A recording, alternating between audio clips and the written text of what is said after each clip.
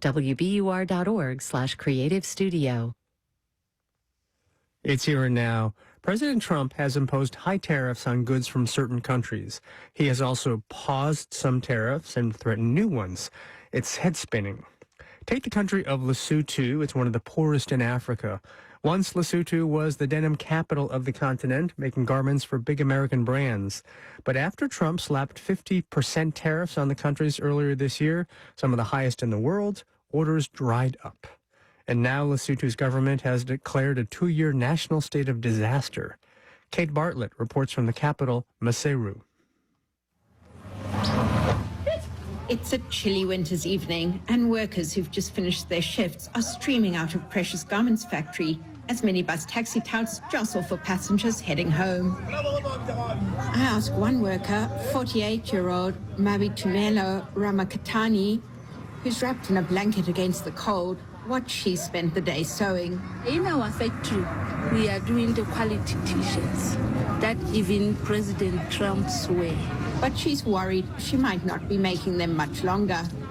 In the wake of President Trump's tariff announcement in April, many factories here have already closed entirely. And while Ramakatane still has some orders, she's been put on what people here call short time, working half the month for half the money, about $80. There are those who went for short time because there is no work. And then we have told that on September there will be no work totally at my factory. Trump announced 50% tariffs on Lesotho in April, pointing to a trade deficit with the U.S. Since then, everyone here has been holding their breath as the Lesotho government desperately tries to negotiate. The globe has been shaken.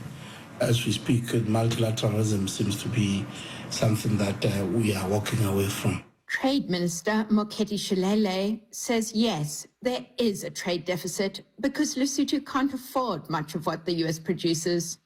But he argues the relationship still benefits both countries. For example, he notes, Lesotho has just given Elon Musk's Starlink satellite service a license to operate here. We are a very small nation that has had a long-standing relation with the United States of America. And hopefully this relationship will continue to get stronger, even under these trying times. However, he says, even if Trump changes his mind, it might be too late for the jobs already lost. Resalet Sishwe Moshweshwe manages a Maseru factory that exports to Walmart. He said even though they were paused, the effect of Trump's tariffs announcement was immediate. His factory has been closed for a few weeks now, and all the workers have been sent home. We cannot get raw material, we cannot export. Orders have been stopped because everybody doesn't know what's going to happen. People who are supplying us with orders were scared. The trade minister says, while 12,000 direct factory jobs are going to be lost, the knock-on effects on other industries that support the garment workers means 40,000 people will be out of work. All this in a country where youth unemployment was already close to 50%. Outside the Levi's factory in Maseru, a small market survives off garment worker wages. Barely. This cobbler, Tumelo Rakoti, says he was already suffering because factory workers can't afford to bring their shoes for repair. 19-year-old Insati Hekwa, who sells a deep-fried bread called Vet Cook, says her tuck shop business was also affected by the garment workers' purse tightening. So if you could give a message to President Trump, what would you say? I would say, President Donald Trump, if only you knew how many of us depends on American, can we offer him something so that he can stop whatever he's doing? Most garment workers here are women, many single mothers, living with HIV in a country with some of the highest infection rates in the world. These jobs gave them independence and dignity. Now with factories closing, that hard-won progress is slipping away, and their futures hang in the balance. Ramakatane, who makes Trump-branded golf shirts, says the work was hard at first. When I started, it was hard work, but now it's my work. I do it perfectly. I'm proud of my work. It supported my family, So Now, facing the loss of that job, she says there's only one thing left to do: pray. we are on our knees. We are on our knees. Now our hope is only to God to change Donald Trump's mind. For NPR News, I'm Kate Bartlett in Maseru.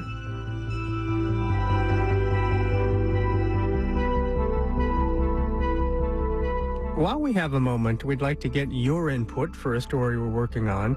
It's about getting a license to drive. Yes.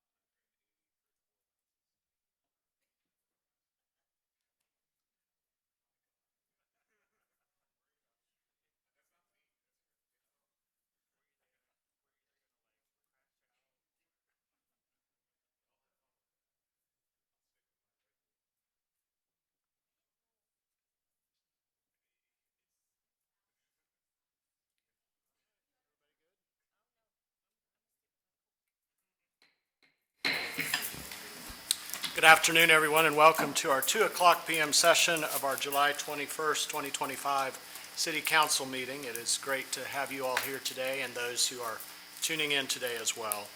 City Council meetings are televised live and replayed on RVTV Channel 3 on Thursdays at 7 p.m. and Saturdays from 10 a.m. to 5 p.m. and video streamed through Facebook Live at facebook.com/Roanoke VA. City Council meetings are offered with closed captioning for the deaf or hard of hearing. And a note that Roanoke City Council meeting live streams will be moving to the city's YouTube channel beginning in August of 2025. Today will be the final meetings that will be streamed to Facebook. Beginning August 4th, YouTube will serve as the new home for live streaming, ensuring continued accessibility and transparency for the public. City Council meetings will continue to air live on RVTV Channel 3, and recordings will re-air on public access channels on Thursdays at 7 p.m. and Saturdays from 10 a.m. to 5 p.m. and will be available for replay on RVTV's YouTube channel. All right, Madam Clerk, will you please call the roll? Vice Mayor McGuire. Here. Mr. Nash. Here. Mr. Vollison. Here. Ms. Powers. Here. Mr. Hagan. Here. Ms. Sanchez-Jones. Here. Mayor Cobb. Here, and a quorum is present. It's my honor to introduce Reverend Joseph Butler, priest in charge at St. James Episcopal Church, who will lead us in our invocation, and then I will lead us in our Pledge of Allegiance. Would you please stand?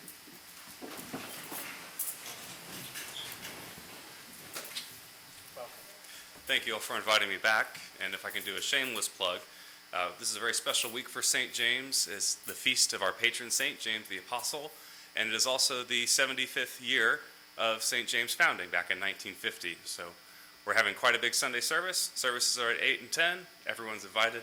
and the eating starts at about 11:15. So, let us pray. Almighty God, who has given us this good land for our heritage, we humbly ask that you may always prove ourselves to be a people mindful of your favor and glad to do your will. Bless our land with honorable industry, sound learning, and pure manners. Save us from violence, discord, and confusion, from pride and arrogance, and from every evil way. Defend our liberties and fashion into one united people the multitudes brought hither out of many kindreds and tongues. Endue with the spirit of wisdom those who in your name we entrust the authority of government, that there may be justice and peace at home, and that through obedience to your law we may show forth your praise among the nations of the earth. In the time of prosperity, fill our hearts with thankfulness, and in the day of trouble, let us not our trust in you fail, all which we ask through Jesus Christ our Lord. Amen. Almighty God, our Heavenly Father, send down upon all who hold office, and especially this Roanoke City Council, the spirit of wisdom, charity, and justice, that with steadfast purpose they may faithfully serve you in the offices to promote the well-being of all people, through Jesus Christ our Lord. Amen. Thank you.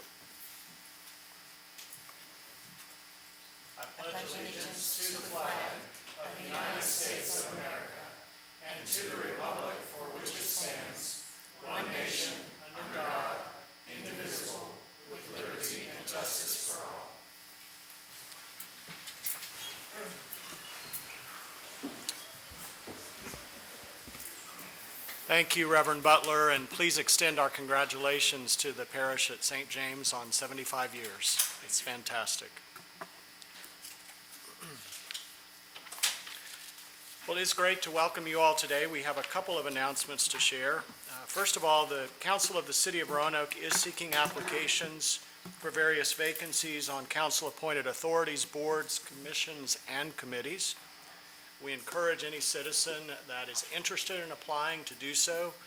You can visit the city's website at roanokeva.gov to look at the different boards and commissions and vacancies that are currently open, as well as fill out an online application. In addition to that, I want to share that earlier this morning at 11 o'clock, we had the honor, in partnership with the Blue Ridge Independent Living Center, to celebrate the 35th ADA, American with Disabilities Act anniversary at the Henrietta Lacks Plaza. We had an opportunity to issue a proclamation commemorating this landmark civil rights legislation that prohibits discrimination against individuals with disabilities in all areas of public life, including employment, education, transportation, and public accommodations.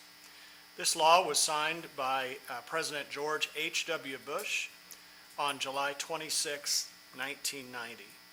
It was fitting for us today to have this event at the Henrietta Lacks Plaza.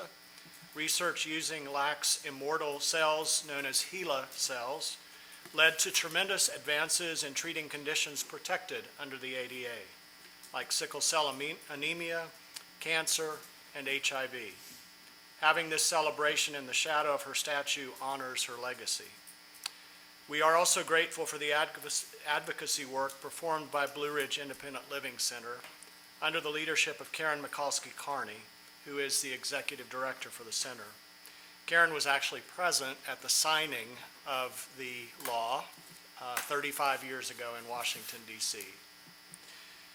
We thank Board of Directors member Jessica Swanson for a very moving speech that was shared by Karen on her behalf today.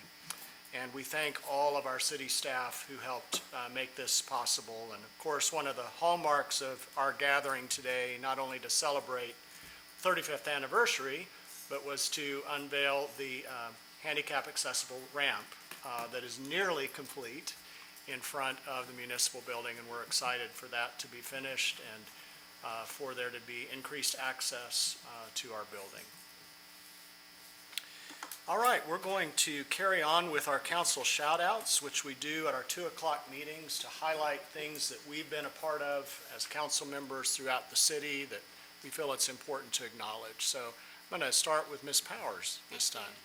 Yes, I'd like to do a shout out to the Roanoke City Public Libraries. They've been hosting every week a Cupcakes with Council members, and we've been there to meet people, to come.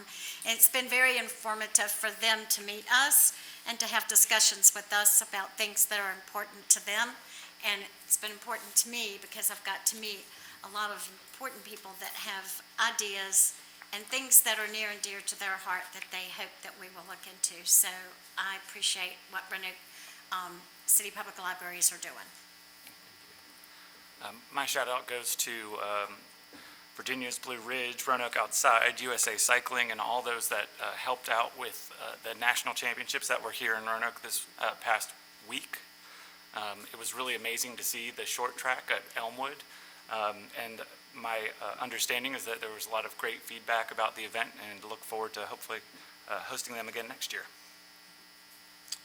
I would ditto what you just said and give thanks to all those folks you just mentioned. You know, I was able to speak to some cyclists from Washington State, Idaho, Boise, Idaho. I'm like, Boise, Idaho? Like, you came already here to ride a bike. But they came here to ride a bike, and they all loved Roanoke. They loved our downtown, they loved our city, and, you know, as well as the surrounding localities and our connection to nature. So it was really cool to meet so many amazing, extraordinary people. Vice Mayor? Thank you, Mayor. I definitely echo everything my colleagues shared. Love the Cupcakes with Council. I can't make mine on the 28th, so I think you're going to be hearing from someone to schedule in for me. So sorry to miss that, but I think that's a wonderful program. And I also was really pleased to meet so many people in town for the cycling competition, and was really proud of all of the positive feedback that I heard from people who were out cycling around the city on the Greenway, taking time to hike. So that was really good to hear. I was pleased with that. And then for my shout out, I want to thank all of the folks with solid waste management. Trash is stinky, and it is really stinky when it gets hot and humid. And so I know that we have a lot of people working really hard to make sure that our streets stay clean. And I just want to remind our residents, I was talking about this with my neighbors the other day, about properly disposing your garbage so that it is picked up in a timely way, bagged accordingly. And I just really appreciate all of our staff that pick up our trash. Our solid waste management staff, Mr. Hainsworth and his team, do a really great job, and I just appreciate them very much. So thank you. My shout out goes to the permit department. They have done an outstanding job, and I know that they're short staffed, and they have plenty of events that they have to do permitting for every week. So thank you for what you guys do. Yeah, just to echo everything that's already been said. Shout out to solid waste. So thank y'all. Thank you all, and just to elaborate a little more, it is remarkable to see the agility, flexibility of Elmwood Park. I would have never imagined that it would be a short track course for USA cycling, mountain biking, but it was phenomenal to see that, and kudos to everyone who was a creative part of that. And kudos to USA Cycling. I was talking with one of our landscape staff, and she said, you know, whenever you have races going through the park, you have some recovery that needs to be done in terms of grass and that sort of thing. And USA Cycling from the beginning said anything that we need to do to work with you, whether it's cost related, we want to make sure that the integrity of the property is maintained, and that's a really great hallmark of a partnership. And they will be back next year. It's a 2-year partnership, so we're excited about that. The other thing I'd like to point out is that the Gun Violence Prevention Commission has been working on a really extraordinary project that incorporates planting trees in memory of those who've died by gun violence and whose cases are still cold. And that means there hasn't been an arrest or the possibility of justice being served. And a number of these trees have been planted both in Perry Park and Horton Park. And this last Saturday, a lot of people gathered to remember the life of Jacoby Taylor as a tree was planted in his memory. So I want to commend the Gun Violence Prevention Commission as well as the families. It's important to have these kinds of moments because it helps in the healing process and the grieving process, but it also celebrates a life that was taken from us too soon. So my thoughts to the Taylor family and my gratitude to everyone who's helping to make that possible. All right, we have another special recognition, so I'm going to head down to the podium and I'm going to ask Wayne Farley if he'll join me as well.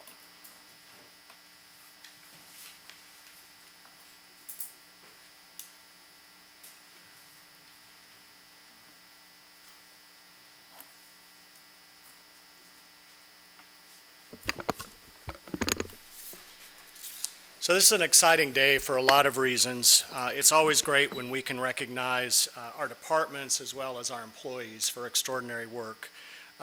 Wayne's going to say more about this gentleman in a minute, but we want to today congratulate Roger Davis for being named NAFA Technician of the Year. That's pretty extraordinary. Standing out among more than 100 applicants across the country, Roger's dedication, expertise, and commitment to learning have earned him this prestigious honor, and we are proud to have him representing the city of Roanoke. We also want to extend our congratulations to Stephen Brockman, who received an honorable mention for the Fleet Professional of the Year award, a testament to his hard work and leadership in fleet management. Additionally, the City of Roanoke Fleet Services was ranked 76th out of 246 entries in the 2025 NAFA 100 Best Fleets in the Americas, showcasing our team's ongoing efforts to operate a professional, efficient, and forward-thinking fleet operation. So Wayne, with that, I'm going to turn it over to you. So the NAFA program has been ongoing for several decades, but the City of Roanoke has been in and out of the program, applying, when we had things to showcase and things of that sort. Last year, we qualified 8th in the Green Garage Award. So out of all the participants that, participated in that. And so this is a very prestigious honor to have the top technician in the United States. So not only the All-American City, we now have the All-American Technician of the area. And so the scoring, we just went to a meeting the other day to find out a little bit more about the scoring, to understand how it all works.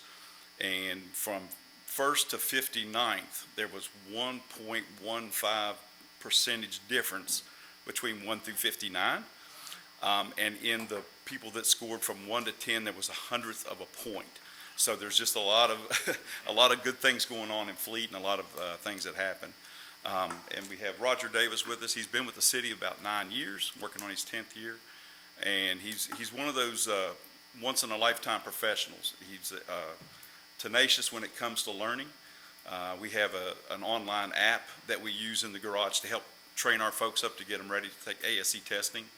And so Roger has taken over 4,000 courses on his own, above and beyond what we do, and he's scored around a 97 percentile for the accuracy of his answers. So he'll tell you he's not the top technician of the U.S., but he really is. He really is tenacious in his learning. So at this point, I'd like to invite him up to the podium.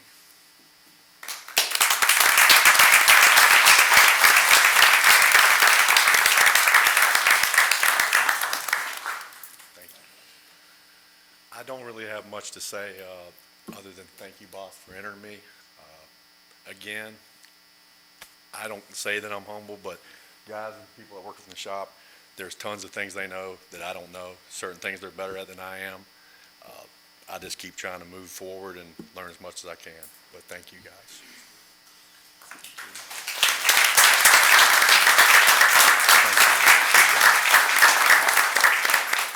We taking pictures? Yeah. Okay. Stephen, you want to come up and say a quick word?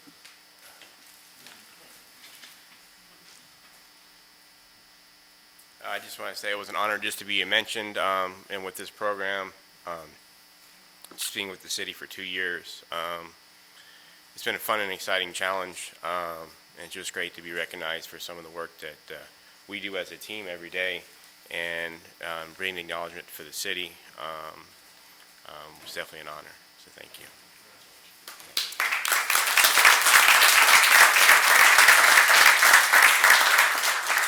I'm going to ask the team to come forward, as well as Sam, our DCM, as well as the Madam Manager, because this is a once-in-a-career opportunity today. Thank you.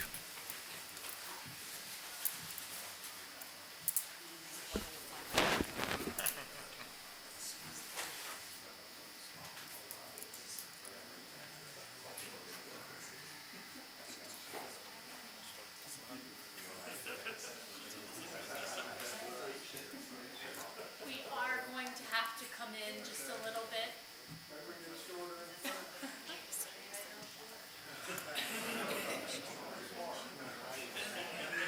Vice Mayor McGuire, if I could get you, there you go. That's good. Okay. Everybody, we're gonna go 1, 2, 3. Thank you very much.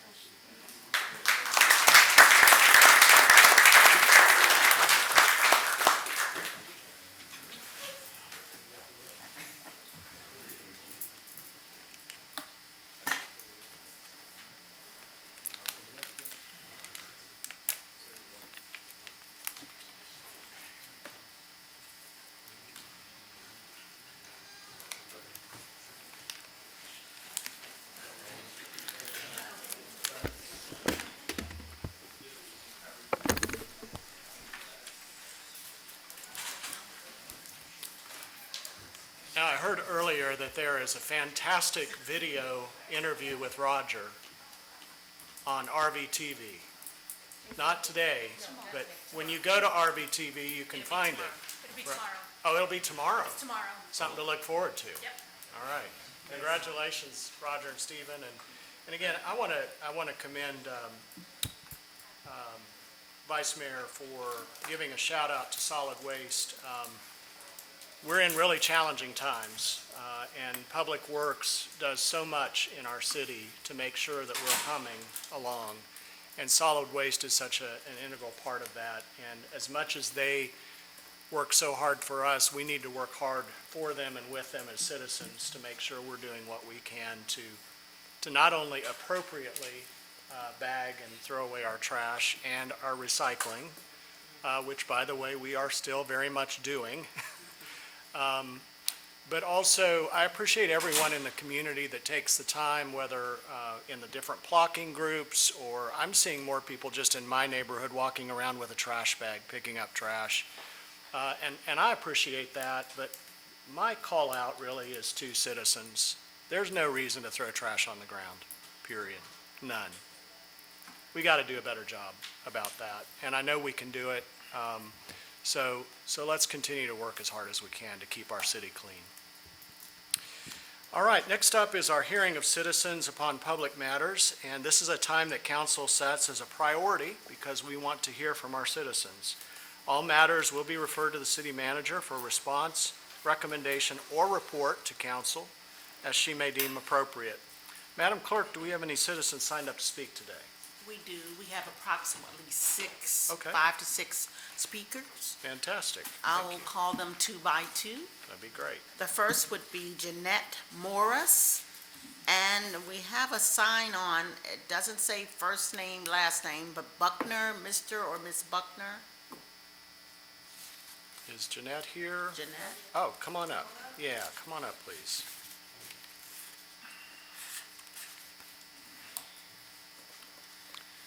Welcome. Everyone will have 3 minutes today. We appreciate you being here. Good afternoon, Mayor Cobb and council members. Thank you for letting me speak today. My issue that I'm bringing up is about code enforcement here in the Roanoke Valley. I've been dealing with this since 2021. I came down here before, it was in July 2021, speaking about trash on property, like property owners, like a complex, apartment complex. I'm from Southwest Roanoke, and it's still continuing. I have to continuously call to get the trash cleaned up around the apartment complex. I'm also complaining about people cutting their grass in the Roanoke Valley and leaving it on the sidewalks, in the streets. That's a form of littering to me. It doesn't look good. And when I say cutting grass, I'm talking about grass that gets at least this tall. So when they cut it, it looks like a hayfield. So just a couple weeks ago, I called about the trash at the complex. 2 2 days later, it was cleaned up. But I shouldn't have to do that continuously. You should have a code enforcer that goes to these property owners and either tells them to get it up in so many days or fine them. And so what I'm here to say is I think we need more code enforcers. I don't know what's going on, but for me to have to come back 4 years later and tell you it's still continuing, and, you know, I spoke with Mr. Sherman Lee about it. He put all the right people in place with the Water Authority, and it's still continue. As I say, just on Brandon Avenue, going to Towers the other day, a property owner had someone else cut the grass, and they just left it. And here come a hard rain. Where did it go? Right into the drain, where I'm saying we have a lot of that going on. And we just don't look like a good city when we let that continue. I don't know if y'all agree. Do you think, you know, people, because one time I did get an email from one of the employees here that said that they would not enforce that, you know, and that's one of my peeves is seeing that. It doesn't look good for the city. And the more and more you let people do it, the more and more that does it. So, you know, I just feel like we need more code enforcers for Roanoke in the budget for maybe next year, and maybe let property owners know that, you know, this is their property. They have to maintain from the curb, the sidewalk, to their alleys. I know that. I'm sure a lot of people do, but there's a lot of people that just ignore it, and they've gotten away with it. And also, one more thing. We also have businesses here in Roanoke that put up cans with chains hanging on them as a fencing in the city. It doesn't look good. Part of it's on 13th Street. We have on 13th Street, if any of you want to take a look at that. We have a business owner who has yellow tires with chain link, and that's his fence. That's the front of his business, and it just, I think we have codes for that. So thank you for letting me speak and hearing what I have to say, and hopefully we can fix it. I appreciate that, and I don't know if you have an opportunity, maybe you could, before the end of the meeting, share the address of the properties if you haven't done that already. It's all over Roanoke, so you just need to take a look at all over Roanoke on property, people that own property here in Roanoke, that they just need to know that they are responsible for not doing that and to clean up, just like you said at the start. So Thank you. Thank you. Who was the next speaker? Mr. or Miss Buckner, and I don't believe they are here. I don't Okay. know if that was correct. Let's go on to the next two. then. All right, the next two would be Ken McLeod, and Sharon Fritz.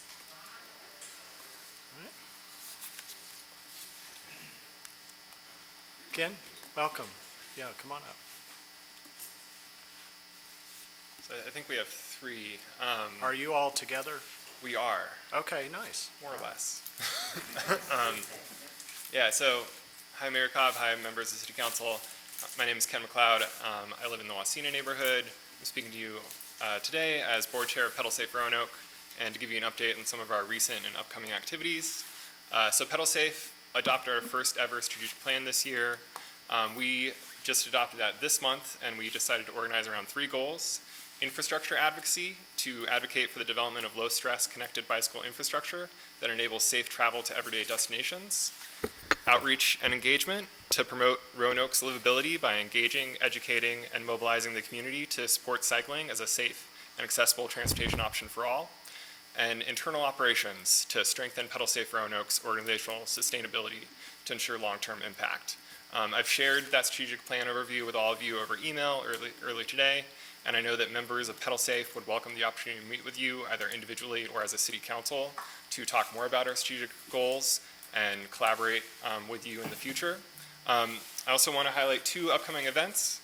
So one is our next public meeting, which is on Monday, August 11th at 6:30 p.m. at the Star Hill Pilot Brewery, right across from Virginia Tech Carilion on Jefferson Street.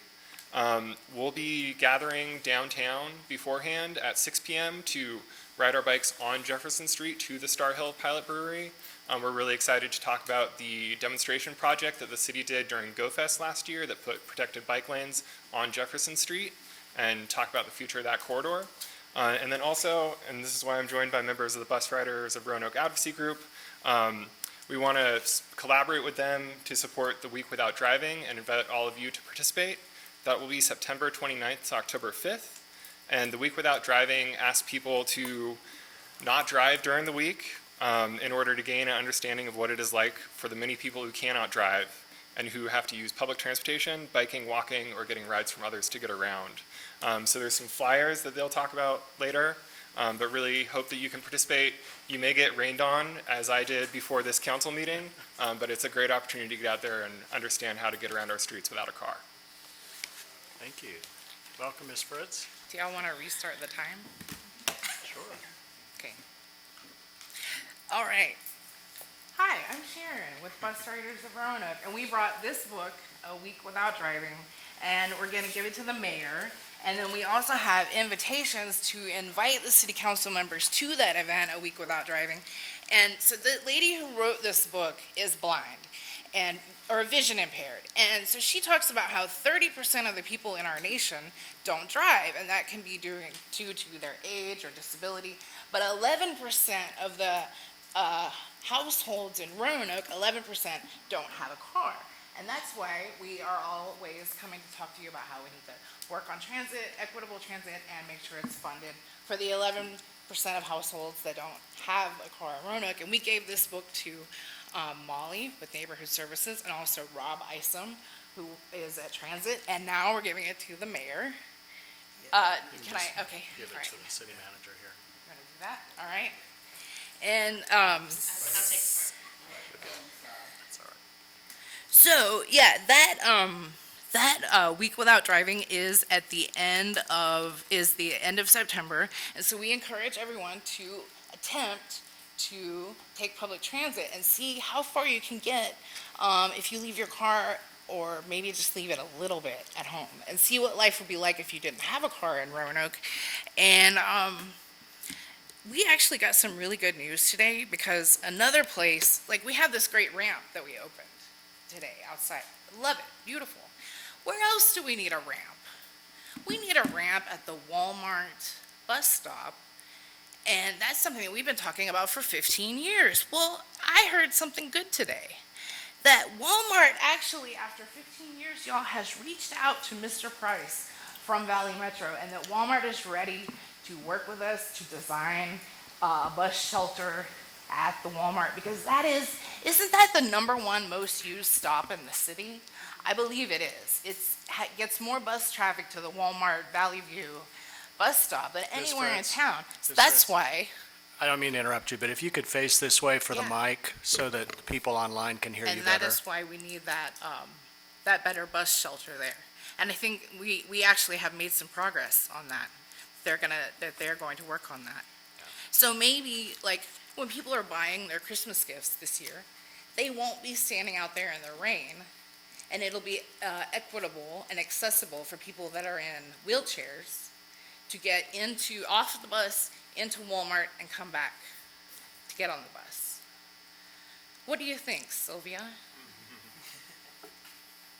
Well, Sharon, thanks for your comments.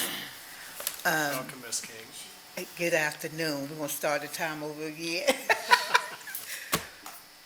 Good afternoon, City Council, Mayor Cobbs, and Vice Mayor McGuire, and the City Council members, and also the City Manager and her team. We want to also emphasize about Walmart at Valley View. That's the emphasis in the location. Is the one at Valley View, okay? And Sharon already addressed some of the issues and concerns as an advocate and part of the board member of Braggs, you know. If anyone doesn't know what that means, it means Braggs. What does it mean, Sharon? Bus Riders of Roanoke Accessibility. That's what we're working for at Walmart, is accessibility for people who have wheelchairs to get off the bus, go into Walmart, do their shopping, get back. They can't do that now. Okay, so if you look at Walmart accessibility, and we're so grateful for the ADA today, because it just came in line. It's like, in other words, it's a confirmation of what we're standing up here to talk about. Because at the Walmart at Valley View, if you are on a wheelchair, if you're walking with a cane, or if you're walking, some passengers, they walk with a cane, and then they got the shopping cart where they trying to put the groceries in to get up on the hill to get on the bus. And sometimes the metro bus have to go a little bit further down where the street is when you come into Walmart to be able to get on the bus. So those are the main issues. It's not only a shelter, but we need a ramp. And the good news is, yeah, I thought I was coming up here to be an advocate, but I got to do a shout out. As city council, y'all give shout outs to the community and organizations. So as an organization, we want to give a shout out to GRTC because they're on their job. Why? It's because the communication with Walmart, they reached out to this organization and board and say, wait a minute, we may be able to do something. And just found out that it's been negotiations over 15 years. So therefore, it's time to make a change. And it's also great and wonderful to know that prayer can change some things. Because 15 years and 2025, we're trying to be an advocate to put the shelter, and a lady was telling me that she got drenched with water, with rain coming down, and she had to go into Walmart and call Lyft in order to come and pick her up, and she was wet when she got into the car. Another thing, I got 2 seconds. Another thing is too, the signs. Now, Mayor Cobbs, he brought that up in the meeting also. I said, he all up in my delivery about signs at Washington Park Pool. There's like a half a block where there's supposed to be a bus sign, and I was getting off the bus there. And we realized, the bus driver and myself, we realized that that bus sign is so faded that you cannot able to read it. So I don't know who's in charge of that, but that particular bus sign needs to be taken down and put up another one. And I know they're anticipating to remove all the signs in the future to do something more updated. So we commend GRTC for that also. And also, Thank you, this Ms. is King. one respectful place on Melrose, 12th Street.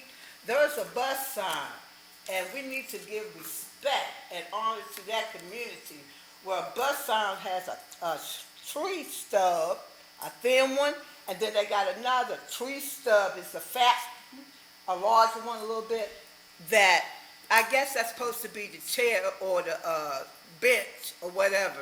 But we definitely need to look at that because that is non-acceptable. We will take a look at that. Thank you, Okay. Ms. King. Thank you so much I for your appreciate it. time. And thanks for your advocacy. Our next meeting is August 7th at the Gainesboro Library.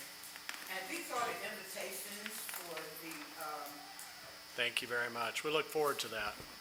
Thank you, Mr. McLeod, too. All right, do we have other citizens this We afternoon? have one other speaker, and that is Naron Nichols. I don't see Naron. All right, then we will move on to our consent agenda. All matters listed under the consent agenda are considered to be routine by members of the council and will be enacted by one motion. There will be no separate discussion of the items. If discussion is desired, the item will be removed from the consent agenda and considered separately. As a note of information, there are 2 requests for closed meetings from the city attorney within the consent agenda. The first is to consult with legal counsel regarding a certain legal matter regarding utility services provided to city residents and any impacts caused by the location of a business or industry to the region. And the second is to consult with legal counsel regarding a certain legal matter requiring the provision of legal advice by the city attorney concerning a prospective business or industry or the expansion of an existing business or industry where no previous announcement has been made of the business or industry's interest in locating or expanding its facilities in the central part of the city of Roanoke. I would entertain, please, a motion and second to approve the consent agenda. So moved. Second. Thank you, Mr. Hagan and Mr. Volleson. Madam Clerk, will you please call the roll? Vice Mayor McGuire. Aye. Mr. Nash. Aye. Mr. Volleson? Aye. Ms. Powers? Mr. Hagan? Aye. Ms. Sanchez Jones? And Mayor Cobb. Aye, and the consent agenda is adopted. As we move on to our regular agenda, we have no public hearings this afternoon. We do have a couple of petitions and communications. The first is the acceptance and appropriation of the Victim Witness Program grant from the Department of Criminal Justice Services. There's one measure and ordinance, and I'll entertain a motion and second. Move the ordinance. Second. Thank you, Mr. Volleson and Mr. Nash. Madam Clerk, will you please read the title paragraph? An ordinance accepting and appropriating the FY 2026 Victim Witness Program grant from the Department of Criminal Justice Services and authorizing the execution and filing of appropriate documents to obtain such funds as detailed more fully infra, and dispensing with the second reading of this ordinance by title. Thank you, Madam Clerk. Ms. Turner, do you have anything to add to this? Okay. Any discussion by members of council? All right, Madam Clerk, will you please call the roll? Vice Mayor McGuire? Aye. Mr. Nash? Aye. Mr. Volleson? Aye. Ms. Powers? Mr. Hagan? Ms. Sanchez Jones? Mayor Cobb. Aye, and the ordinance is adopted. Item 2 is the acceptance and appropriation of Total Action for Progress, also known as TAP, funds by the Sheriff's Office. We have one measure and ordinance, and I'll entertain a motion and second. Move the ordinance. Second. Thank you, Mr. Volleson and Ms. Sanchez Jones. Madam Clerk, will you please read the title paragraph? An ordinance authorizing the acceptance of funds from the FY 26 Total Action for Progress Pathway Home Program, funded by the U.S. Department of Labor, and appropriating 2025 and 2026 said funds detailed more fully infra, authorizing the city manager or designee to execute any necessary documents necessary to accept such funds, and dispensing with the second reading of this ordinance by title. All right? Yeah, pleased to welcome Sheriff Hash, if you'd like to come forward and share any additional information with us. Mayor, Vice Mayor, members of council, to all those in their proper places. Let me just say thank you all for allowing us to go forward. This partnership with TAP is a great partnership. We do this partnership as an opportunity to put people back out into society better than the way we found them. And as we have seen, people need resources, they need the help, they need the structure, so that way they can stay out into society and become a better product for themselves and for their families. As you all know, the biggest impact from adults being in custody is their kids. And so we are making this a holistic approach, not just helping the residents or the inmates in our custody, but going after their kids as well, so that way we can make an impact for our community. And so I just wanted to say thank you all. You didn't have to do it. Thank you to those, the city manager's office, the attorney's office for, again, helping me process the lease for the building as well. But all of this working together is going to allow the resource center to move forward, effective next week. All right, thank you. Thank you. Any questions for Sheriff Hash or any discussion? Just one question. Yes, sir. When I was reading through the materials for this meeting, I saw there would be, I think it was like monthly reports or some kind of like regular occurring report. Could you share that? Would it be okay to share it with council? Because I would like to track the process and see the work you all are doing, so that if this is, successful, which we hope and pray it is, we start having the conversation early potentially about how do we sustain that if it is effective? Because, those type of grants and things, they come and go sometimes. So if it is effective, I'd like us to start thinking ahead about how do we sustain it. So when we meet as the organization and the team that's put in place to support this, what we'll do is, once we meet with TAP and their leadership team, that same report that they put out, we'll make sure that we forward it to the city of Roanoke, because the process over the next 3 months will determine each level. As you all read the MOU, or if you read it, that determines the levels of the funding. And so our goal is to make sure that we're effective, so that way we can continue to get the money over the next 3 months.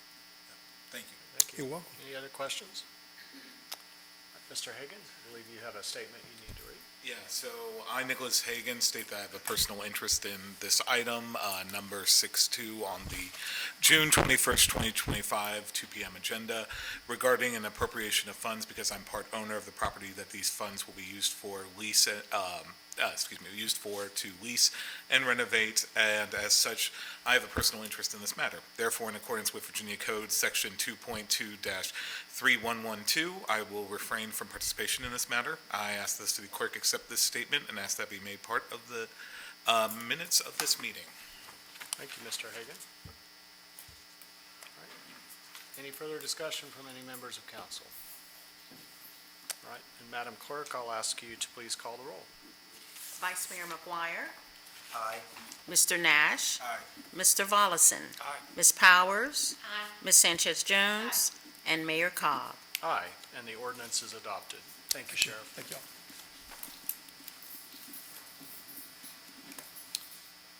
Move now to our reports of city officers and the city manager, and we have two briefings this afternoon, and I'll invite our city manager, Ms. Turner, to introduce each of those for us. Thank you. Mayor, Vice Mayor, and members of council, please allow me to introduce to you Bradley Stevens, who will be presenting on Grant Ready Roanoke. Grant Ready Roanoke is a 6-month-long nonprofit capacity building course organized by Virginia Tech's Institute for Policy and Governance. This project is part of a year-long partnership with IPG and the city of Roanoke to improve cross-sector collaboration in Roanoke's nonprofit ecosystem. Mr. Stevens. Welcome, Mr. Stevens. It's good to see you. You as well. Good afternoon, Mayor Cobb, Vice Mayor McGuire, esteemed members of City Council, Ms. Turner. Thank you so much for having us this afternoon. For those that don't know me, my name is Brad Stevens. I'm a PhD student at Virginia Tech, working with the Institute for Policy and Governance.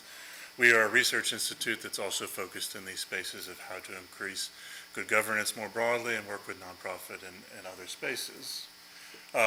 We have a broad team attached to this. A number of our members are here with me today. I thank them for being here. We all come from a variety of different backgrounds in practice and in academia. We've also been working hand in hand with Helen and Molly here from the city. Thank you very much to them for their support throughout this. We meet weekly and continue to work together throughout this process. So what is Grant Ready Roanoke? Very simply speaking, as Ms. Turner shared, it's a capacity building program, but we want to focus a little bit to share that it's focused in some ways on cross-sector collaboration. As we just heard about the collaboration between TAP and the Sheriff's Office, we know that the problems that face this municipality, the problems that face any municipality cannot be dealt with by any one sector alone. It requires business, nonprofits, government to work together in these spaces. And so this is really a program designed as part of a way to help build that capacity for collaboration. Push the wrong button. I'll push this button here, hopefully. So there's two kind of capacities that we started this program thinking about. We had a number of conversations. For those that either know me, you know I've been in Roanoke for many years, engaged in some of these similar type conversations. But there are the two kind of capacities that came up in our preliminary conversations, where there's a desire to collaborate, but a difficulty of understanding how collaboration happens in that nonprofit space. One of our people that we talked to referred to Roanoke as the Hunger Games of nonprofits, that there's a lot of competition over very few resources. There's a space where people don't really know how they interact with each other in the nonprofit space. People are scared to share ideas. They're worried someone else will take their ideas. You guys have all seen all of these things here. Additionally, we've heard that the city would love to work with some organizations, some non-traditional organizations, but struggles to do so because those organizations don't have reporting capacities. Their boards aren't able to manage the funds. Their financial capacity is not there for these spaces. So this is really designed to help build those spaces.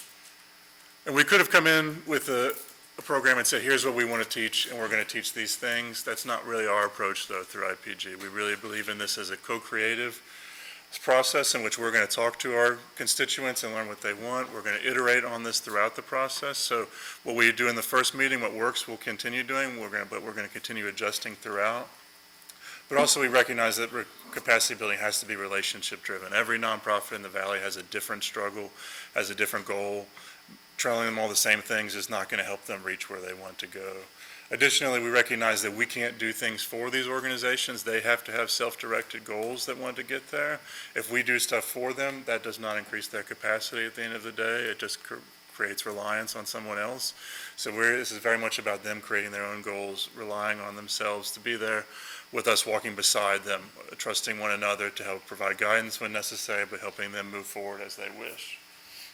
So this whole process started October, November of last year. We started having conversations. These culminated in 2 listening sessions we conducted, one with area nonprofits and one with area funding agencies to kind of get a comprehensive sense of whether our assumptions about the area were true or not. In that first listening session, we're aiming at getting what do nonprofits say they want, what are their experiences. On the flip side, we know that what they say they want and what funders experience them having are sometimes 2 very different things, so we wanted both sides of that perspective. So we had these 2 listening sessions along with several other one-on-one conversations to kind of give us a sense. This then led into participant selection for the program.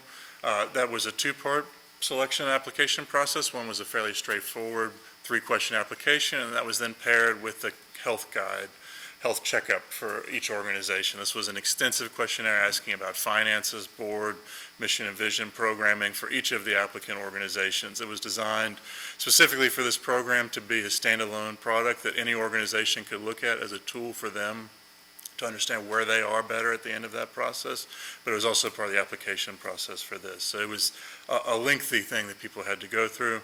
Once we got these applications in, we had a steering committee made up of half city employees and half community residents to read these applications, review them. They were then graded on these 3 criteria you see on the screen, whether they had the desire to increase, whether they have the capacity to increase, and whether that increase in their capacity would lead to a broader impact on the community writ large. At the end of that, we wound up with these 10 organizations that are participating in the program. You heard from the bus riders group, BRAG, Bus Riders Advocacy Group, earlier today. They're one of our 10 organizations. You can see they're wildly diverse here. We have 3 neighborhood organizations. 3 of them do not currently have their 501c3. Only 2 of the organizations have staff at this point. Some of them are nascent, just being formed. Others have been around for 20-plus years at this point. So this wide variety of organizations serving a wide variety of needs, from arts to advocacy to service provision, everything kind of in those spaces. What we've been doing with them since we started in April and May, we start with a one-on-one conversation with every organization to kind of understand where they are, what their priorities are.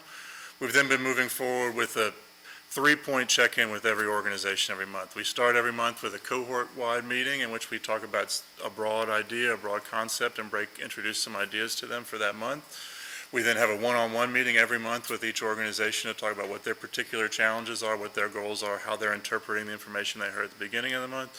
And then we come together again at the end of the month to have another cohort meeting in which organizations share their successes. We go back over some of the highlights of what's been going on, but a chance for them to build community with one another by sharing collectively successes and struggles in the space. These are some of the topics we've been going over. We started talking about impact, mission, vision, values, programming, what you're doing to accomplish that, talking about nonprofit basics and documentation, moving this month into board governance. What kind of board do you want to have? How is the board functioning? What do you want them to be doing? But in each of these spaces, we try not to provide particularly prescriptive advice. We recognize that every organization we have, from our Bus Riders Advocacy Group to Fed Up, are going to have different goals that may require a different board, that may require different policies to be in place. So we try to walk them through a process of asking the right questions and developing those policies or developing those procedures on their own in that space. So just a few examples of some of the successes we're seeing at this point. I mentioned Fed Up. Many of you, I'm sure, will be familiar with them. Joe mentioned the tree planting, which has been a portion of their work in some ways. They're working at the moment on revising their mission statement and looking at their bylaws and whether they work for their organization as they want them right now. The Bridge Institute, which is a conflict resolution group, they've kind of inherited a couple others if you're not familiar with them, but they are the main conflict resolution organization in town. They're now looking at how they can engage their board in fundraising in a different way to increase sustainability long term. So we're going to be engaging in some strategic planning with them around that. We also have House of Bread, which works with ex-offenders and other women experiencing trouble to learn soft skills through bread baking. They're working, one of their founders has now left the organization, moved out of the area, so they're trying to figure out how they build a board to accommodate the fact that their founder is no longer on the board anymore and what that means for them. So these big questions, we also have 3 organizations at the moment that have 501c3 applications somewhere in process that would have been very different, I think, if they hadn't been participating in the program. So they will all hopefully come into this much healthier as they start that. That's not to say the program hasn't had its challenges. From a participant perspective, we ask about 10 hours a month from folks. So you have 2.5 hours at a first meeting, an hour and a half at the monthly closing meeting, and 1 to 2 hours of one-on-one meetings in that time, and then 4 to 5 hours of organizational work on their own to kind of do that. That's a big time commitment for a board member who might have been experiencing 2 to 3 hours of work on that. But we're also cognizant that that's sometimes a commitment that's involved in creating change for an organization or for a community writ large. But we also want to dignify that the time that they're giving is immense, and it's difficult to give that time, even if you have the best of intentions for it. We've also experienced that it's a little bit difficult in the goal-setting space, that people have a broad idea of where they want to go, but the immediate steps to get there have been difficult, and so we've been doing some work on what is goal-setting, how to do that, what are the idea of SMARTY goals, how do you accomplish them, what are the process to get there. And on our side, it's been a difficulty of a challenge, but also a joy to be able to try and find something that works for all of these organizations with these different levels of development, to work with an organization that doesn't have their 501c3 versus one that has 2 staff people and has been around for 20 years, that making a message that works for both of them is not easy, but it's been fun. And then as much as that 10 hours a month has been hard for our folks, it's also something we recognize it's really, from our perspective, there's a ton more that we'd love to share with these folks, and there's never enough time. When we're talking about board governance for 30 minutes, we really can't get into the depth that we want to in that space. So it's a constant push and pull. But we're very excited as we look ahead to October, November, when this program will end. We're hopeful that all 10 of these organizations will have increased capacity. They'll all be able to imagine themselves differently.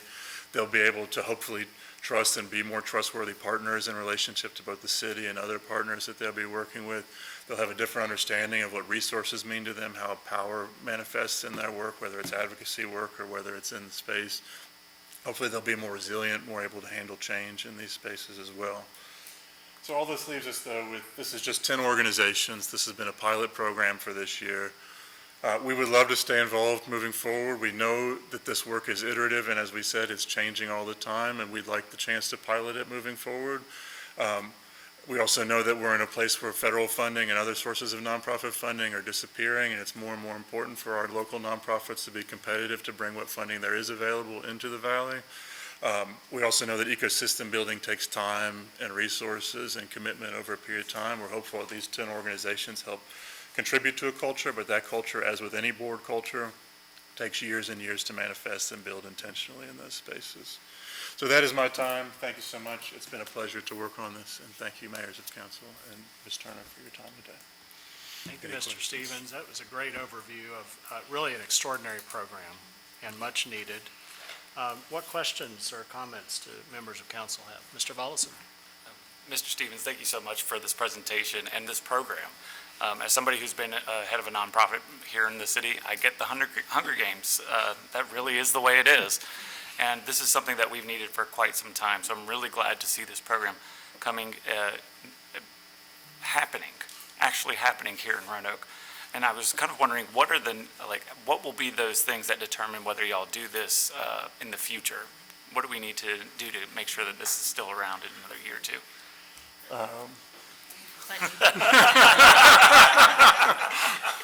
Good afternoon. Ms. Ferguson. Good afternoon, Mayor Cobb, Vice Mayor McGuire, members of council. Funding will be the determining factor.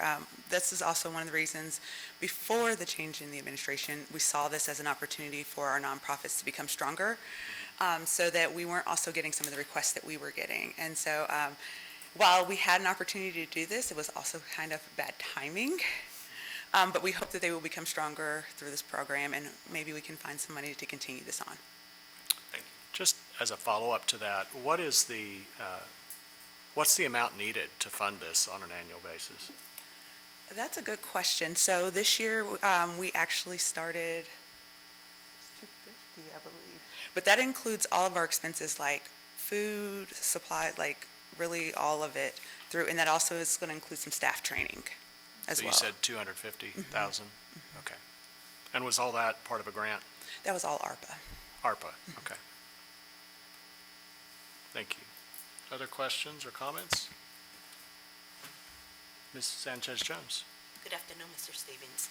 I would like to know, the groups, the organizations that come in for this training, what is their biggest misconception about being part of a nonprofit organization? You put me on the spot here.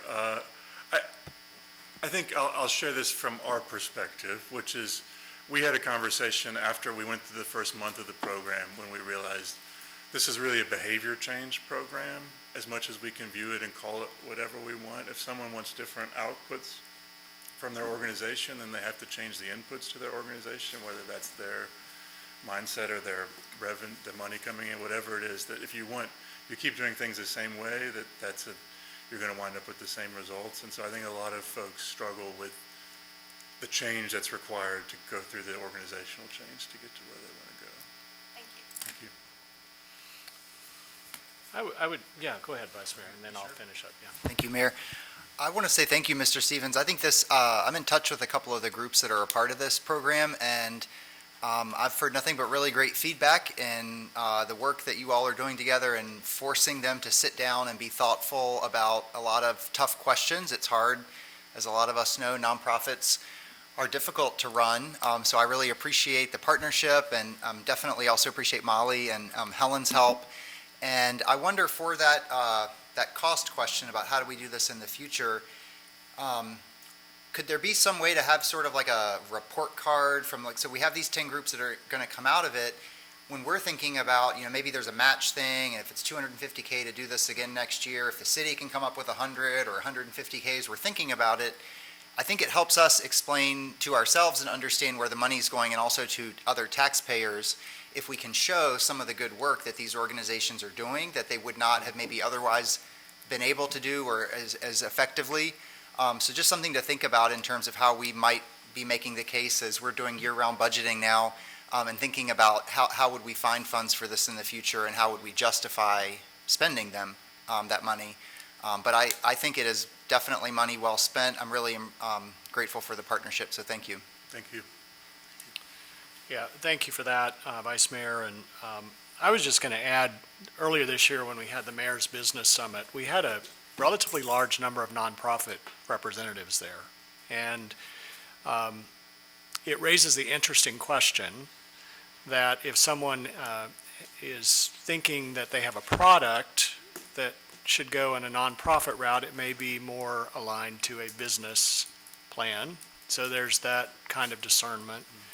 But I think, too, we also talked about this idea, and this gets back to, I think, your comments about organizational behavior and just scope of work. And that is, a lot of times, and I've seen this on a grassroots level in Roanoke, where someone has a really great program, and they think that in order to get funding, that they need to make that program into a nonprofit, which is a much bigger step. And it adds a lot more levels of complexity and capacity, and in the long term can actually have a negative effect on the program. So I appreciate the discernment within which you all are working with these groups to help them understand that better. And I think the more we can do that on the front end, and encourage collaboration, because someone may have a strong program and they don't need the fiscal overhead, but there may be an existing nonprofit in the community that could serve as their fiscal agent and bring that program in under their umbrella without the program losing its identity. So thank you all. Would you be willing to introduce your team that's here with you? Absolutely. I will allow them to introduce themselves over here, if they will. If you all could come up so we can see you and hear you, and our vast television audience can see you and hear you. Good afternoon. My name is Max Stevenson, and I'm the director of the Virginia Tech Institute for Policy and Governance. Welcome. Thank you. I'm Marcy Schnitzer. I'm a consultant with the Institute for Policy and Governance, and have a lot of experience working with nonprofit organizations. Thank you. I'm Andy Morikawa. I'm a senior fellow at the Institute for Policy and Governance and am a retired nonprofit executive. Fantastic. Thank you all so much for being here today. Thank you, Mr. Stephen. Thank you all so much. Ms. Turner, I think we're ready Yes. for our second briefing. Absolutely. Mr. Mayor, I would like to introduce Ms. Helen Ferguson, who will provide an update on the organization's opioid abatement program.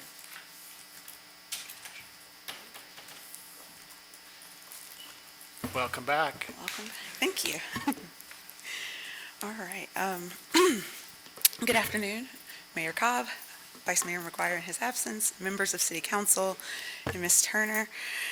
Today, I'm going to do my best to give you guys an update on the status of our city's opioid funds and the plans to move forward. So we're going to cover a brief background, review of the steps for the state application process, a review of last year and this year's awards, a 5-year budget plan, and the city's new policy and application process, and then next steps.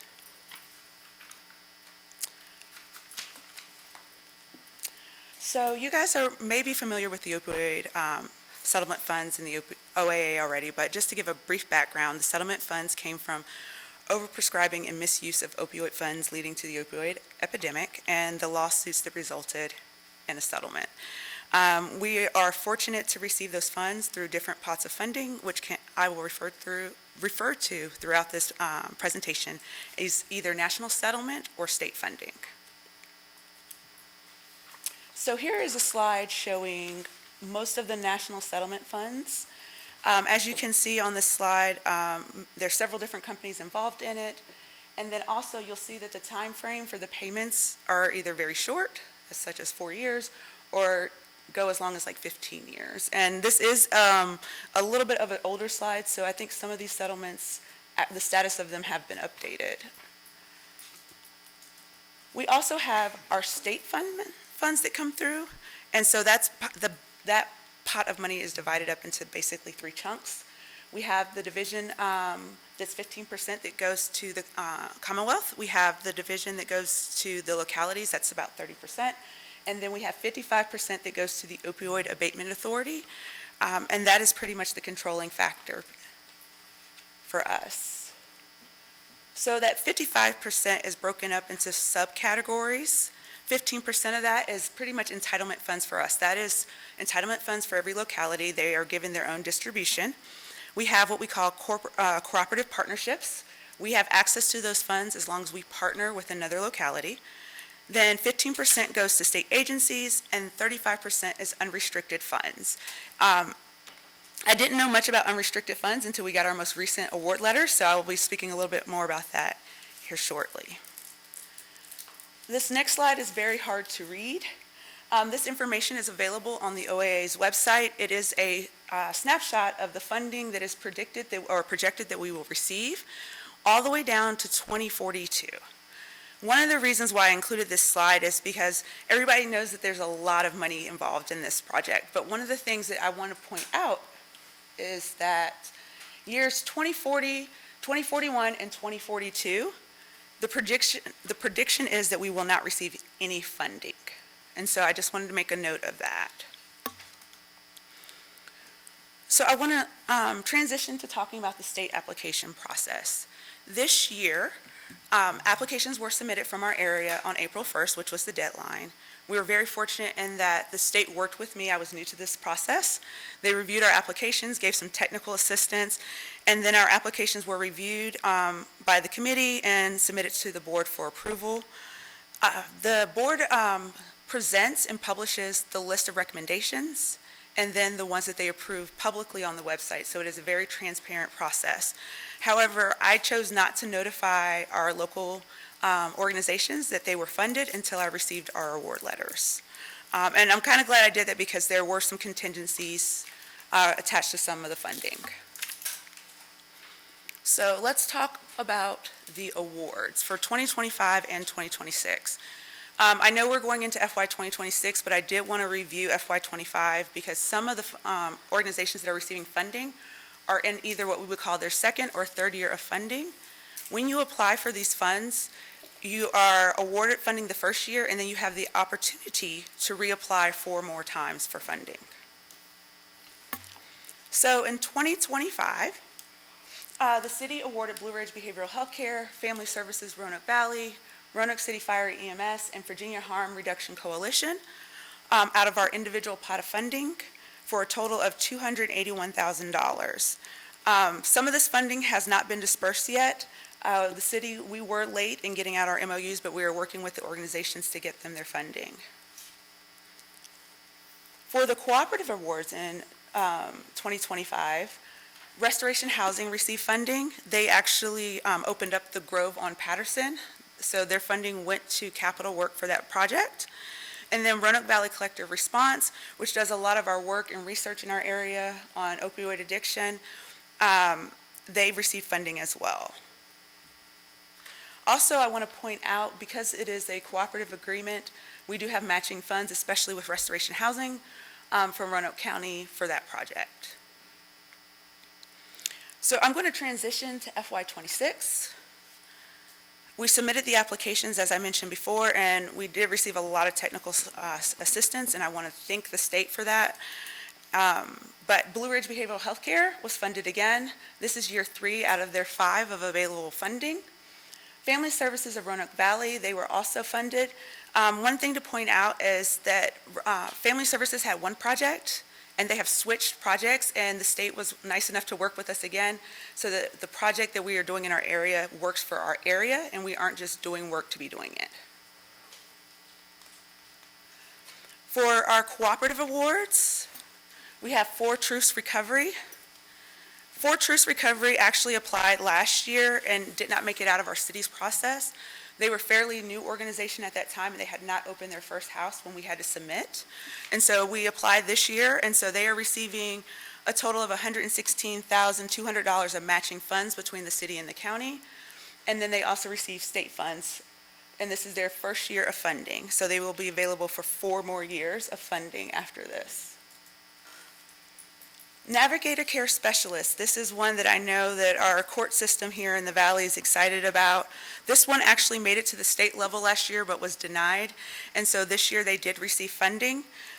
So this will provide 2 staff members that will assist the courts to help families impacted by the opioid addiction, or I'm sorry, the opioid epidemic. And this one actually has funding from all 3 locales. So it actually has funding from Roanoke City, Roanoke County, and Salem.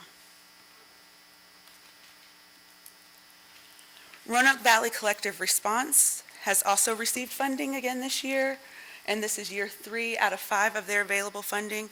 This is also the first year that they have received matching dollars from Roanoke City and Roanoke County.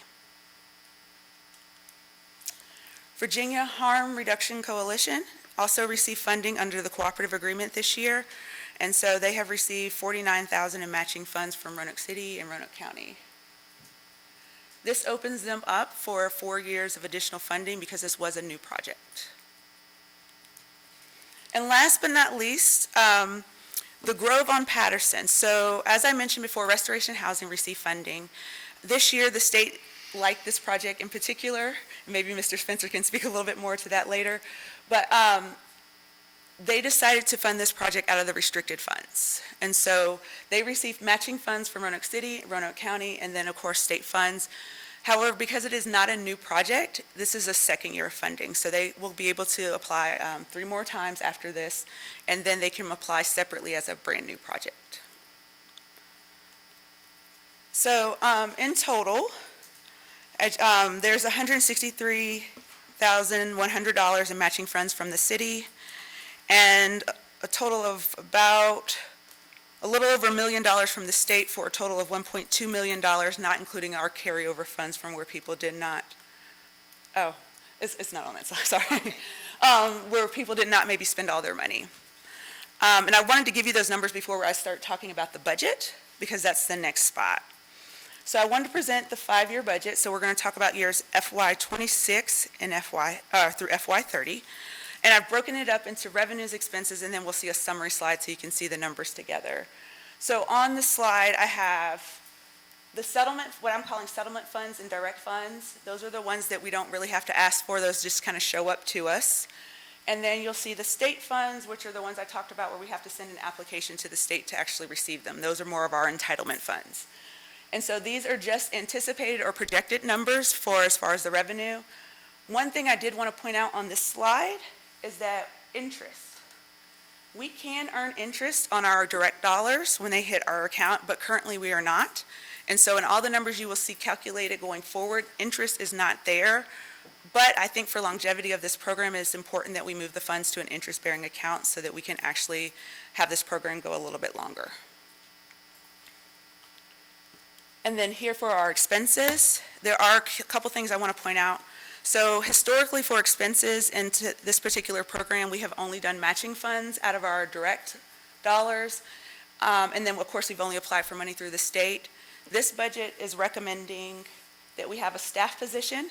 There's a lot of work that goes into this project, a lot of reviewing applications, a lot of reporting to the state. Adding a line for an additional place for individuals to apply for funding through our area to help spend some of this money so people have more access to it.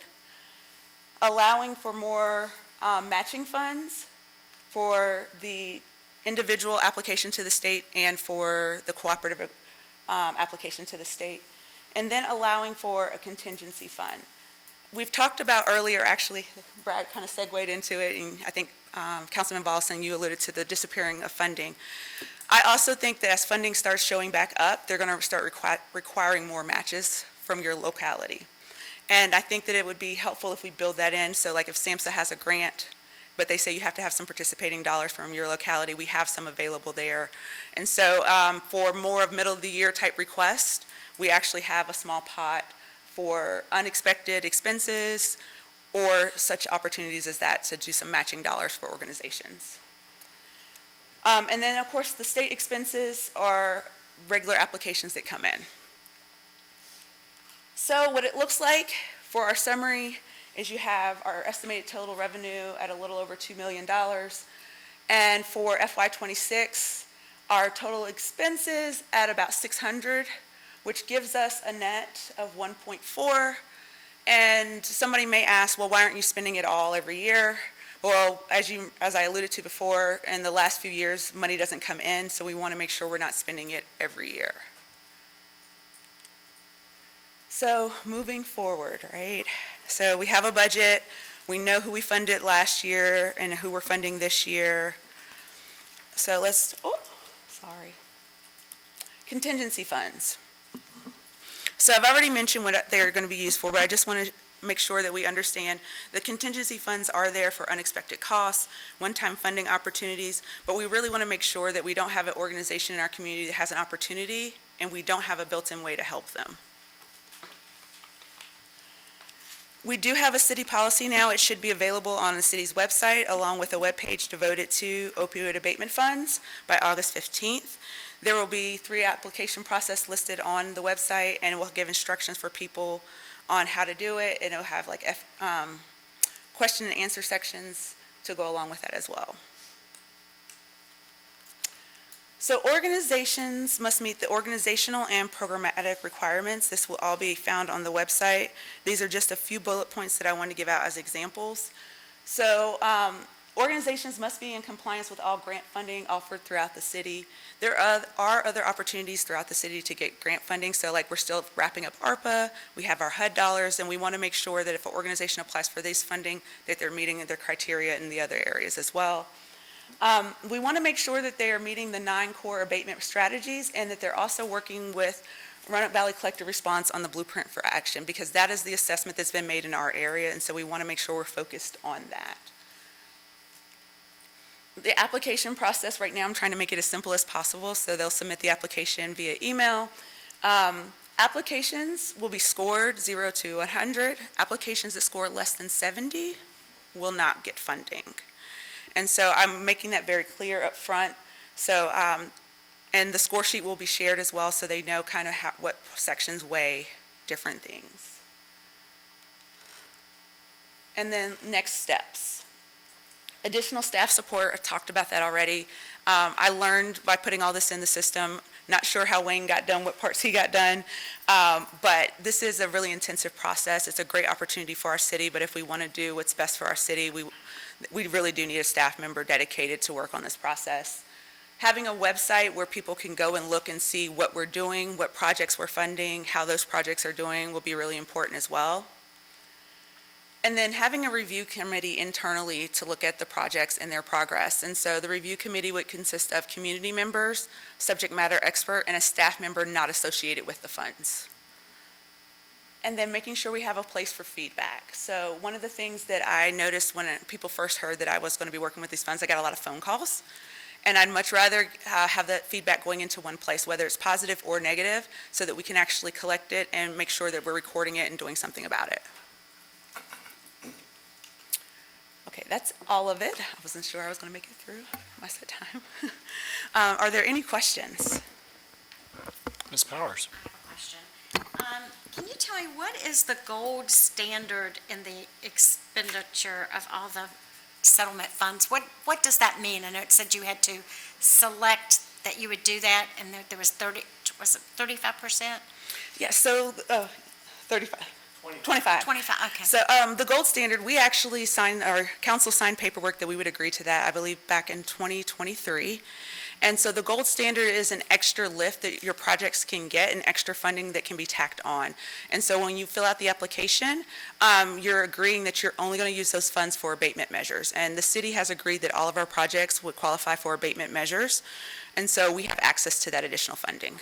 I have another question. And I also read somewhere in here that, so will this be audited by the state APA office, or will our own internal auditors be looking at any of this?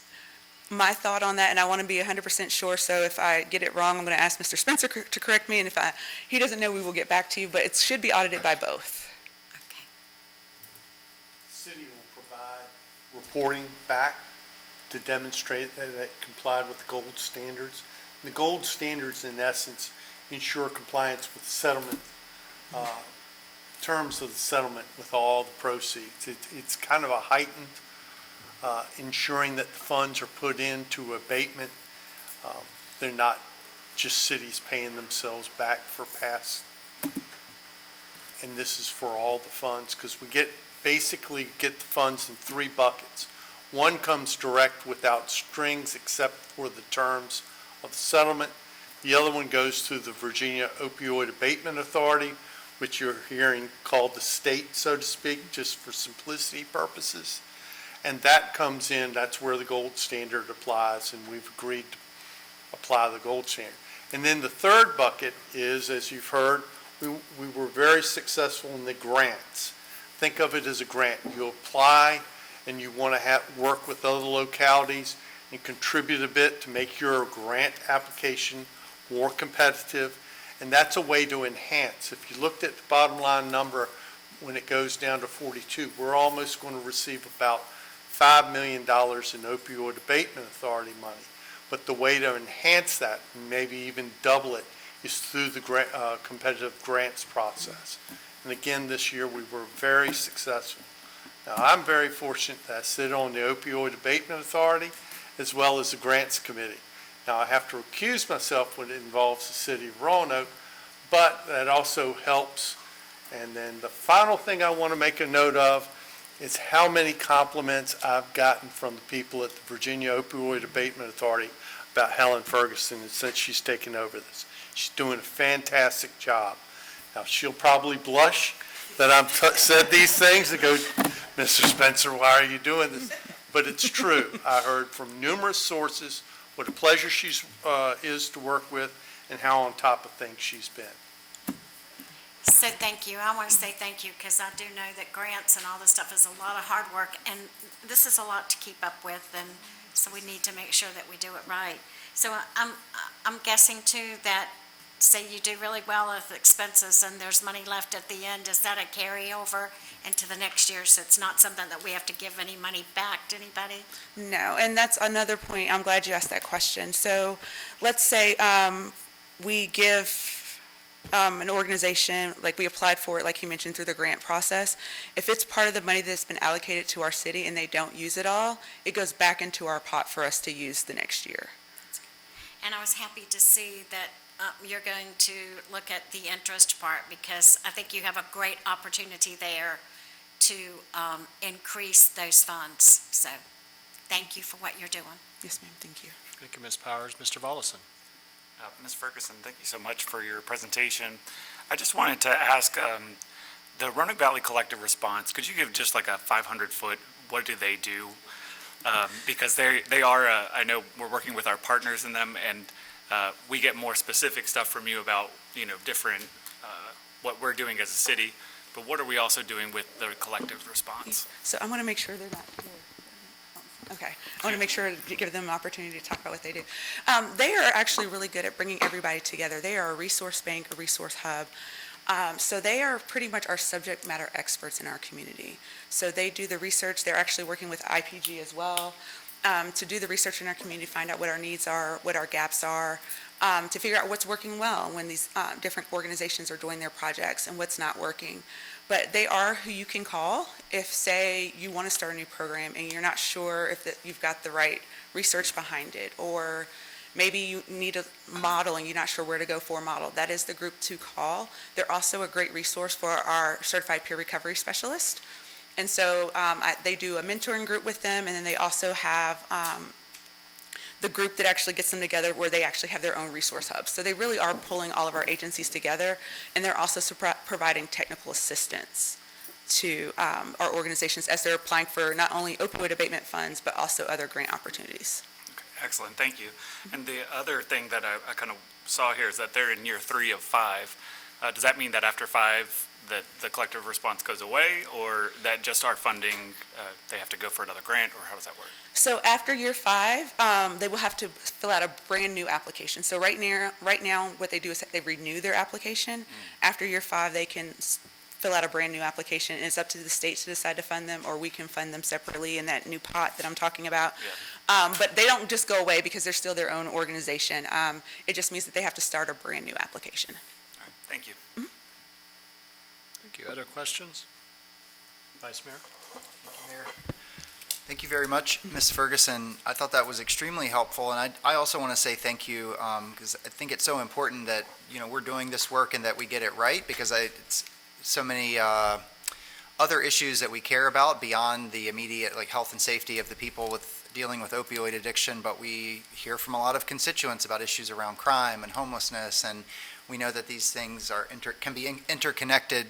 My question was, and maybe tell me if this is a naive question, but some of the awards where we're able to partner and get matching funds from Roanoke County and one with Salem, is there an opportunity, or how does that work? Or would we be able to get matching funds from other localities in Roanoke Valley? Because it's my sense, and I don't know if you probably have better data on it, that a lot of folks come to Roanoke looking to get better, or they're sent here in some way by family or whatever, like, hey, there are resources available for you in Roanoke.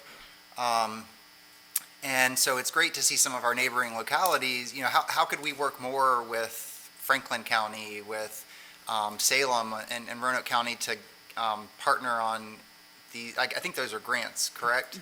In the future beyond 2026, because I think that's my sense, is that a lot of people come here if you're dealing with addiction because not only are there resources available, but it's easier to get around in a city if you're trying to navigate life than it is maybe out in rural Craig County or something.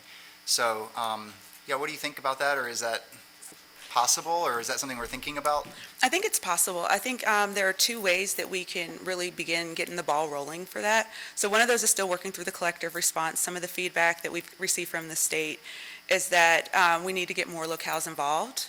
And so one way we do that is work with the collective response, work with organizations as they're getting funding, and we notice that they're servicing individuals who maybe started in Franklin County or Botetourt County, having them reach out to those localities first and start the conversation there, because a lot of times by the time the application has already come to us, they have an idea of what locality they want to work with.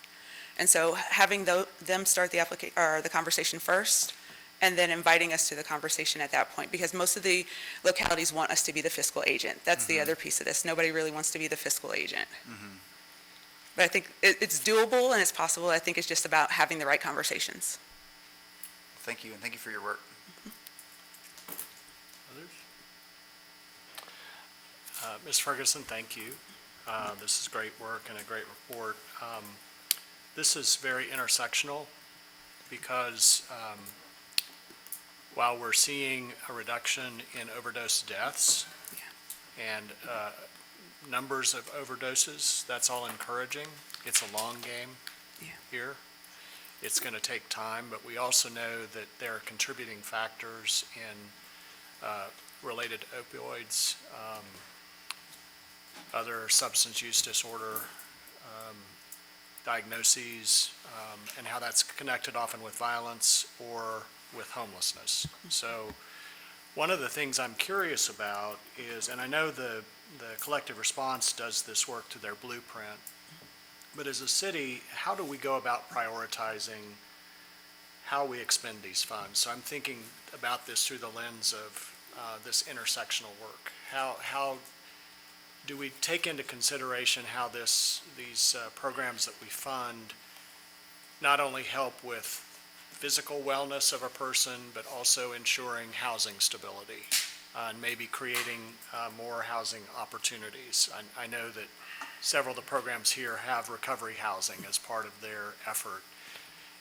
And that may not be fully developed at this point, but I'm just curious if that's how we go about prioritizing that in terms of the funding process. So the Opioid Abatement Authority has their priorities, and then they pretty much stick with the 9 core that are listed out of Johns Hopkins. However, I think that's one of the flexible points that we have with our local funding, because we can kind of set our own priorities as long as they still hit those 9 core. And prevention is part of that. And so as long as we link the prevention piece to that, I think it gives us the flexibility to set our own priorities for our local funding to be able to address some of the other pieces that where the intersectionality happens. Okay, thank you. And the only other question I have is about the application process. When is that open for a particular amount of time, or is it revolving? So the original plan, and they changed their dates for when the state's application will be due. So I'm still working on pushing the dates back to something I think I can manage. But the original plan was to have it open up on September 1st. And so I'm working on fixing those dates. It will probably still be around that September timeframe. That will be for the local funds. And then the state funds will open up in October, because they do give us access to the application that early on, so we can begin working through some of the parts of the application. And so that's where I'm looking at right now, and that's why I hope to get everything up by August 15th, so everybody can see the dates that are available and they can work within those timelines. And hopefully we don't wait till the last minute to submit things. And how long will that application process be open? Oh, so the state application process closes in February this year, so it's a really long window. And the plan is to close our local process in November, so that their year can run January 1 to December. So our year will run a little bit different than the state's year. So essentially, it'll be a 2-month open application process. Great. And then the last question on that is, how are we going to go about communicating that to the public? So, like I said, launch is going to be August 15th, and I'm going to try to work with our communications team to get it out and launch on our Facebook page as well.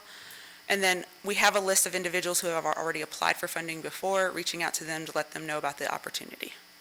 And I would presume that through the monthly Roanoke Valley Collective Response meetings, that's another resource. way to get it out. Okay, thank you. Any other questions or comments? Thank you very much. Thank you.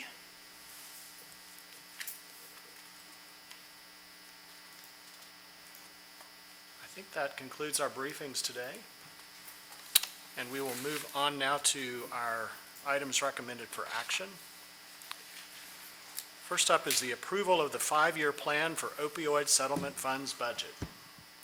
And there is one measure and ordinance, and I'll entertain a motion and second.